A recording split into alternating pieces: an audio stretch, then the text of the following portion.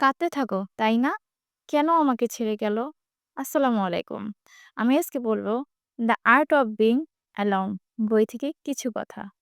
একটা কথা আছে, you can not be lonely if you like the person you are alone with. আমরা অনেক সময় একা থাকতে ভয় পাই, ভাবি কেউ পাশে না থাকলে জীবন অন্ধকার হয়ে যাবে। কিন্তু সত্যিটা হলো সবাই নিজেই নিজের জানিতে ব্যস্ত।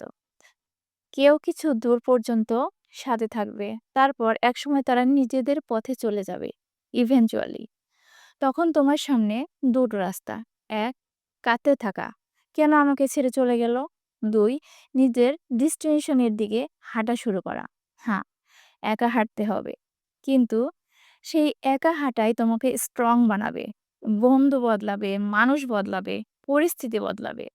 কিন্তু তুমি যদি নিজের সাথে কমফোর্টেবল হও, তাহলে নোনলেস আর ভয় লাগবে না।